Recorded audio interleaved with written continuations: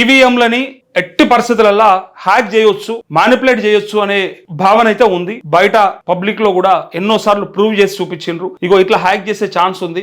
ఓట్లు అంటే ఎంత మందికి వేసినా అవన్నీ ఒక్కరికే పడేలాగా చేసే ఒక కుట్ర దాగి ఉన్నదనలా అని అంటే బీజేపీ ఇలా ప్రూవ్ చేసుకోవాల్సిన అవసరం ఉన్నది. ఎందుకంటే నరేంద్ర మోదీ చేతుల్లో చేతల్లో మీడియానంతా పెట్టుకున్నాడు. సో మీడియా మొత్తం ఆయనకే సపోర్ట్ చేస్తా ఉంది, ప్రతిపక్షాలను ప్రశ్నిస్తుంది కానీ అసలు పాలక పక్షాన్ని ప్రశ్నిస్తలేదనే భావనలో చాలా మంది ఉన్నారు. మోడీ అయినా ఎవరైనా తప్పు చేస్తే ఎవరైనా ఒకటే, అతిథులు కాదు. ఎందుకంటే మన దేశం గొప్పది, మన ప్రజాస్వామ్యం గొప్పది, దాని ముందు ఎవరు తీసిమార్కాడు కాదు. అయితే నరేంద్ర మోదీ చేసిన తప్పులు ఏవైతే ఇక ఈయన చెప్తున్నాడు అంటే అవి తప్పులు అని చెప్పి ప్రూవ్ చేస్తాడో అది డెఫినెట్ గా మనం మాట్లాడాల్సిన సందర్భమే, అవసరమే. మోడీ అయినా ఎవరైనా క్షమించాల్సిన అవసరం లేదు. అంటే ఈ అన్నిటినీ వాడుకొని, అన్ని వ్యవస్థలను వాడుకొని తప్పుడు మార్గం ద్వారా మరి గెలుపుకి దగ్గర అవుతా ఉన్నారనే ఒక నిజంగా అది ఆరోపణ కావచ్చు, లేదంటే అలిగేషన్ అయినప్పటికీ కూడా కొన్ని ఆధారాలు కూడా అంటా ఉన్నారు. కాబట్టి సో ఇక్కడ డైరెక్ట్ గా మహారాష్ట్ర, కర్ణాటక ఏదైతే ఉందో ఆ కుట్ర బీహార్ లో కూడా అమలు చేస్తున్నారు అన్న చెప్తూ ఇక్కడ ఈవీఎం కు సంబంధించి ఒక టాపిక్ ఏమొస్తుందంటే, ఎప్పుడు గెలిచినోడేమో ఈవీఎంలు బ్రహ్మాండంగా పనిచేసినని చెప్తాడు,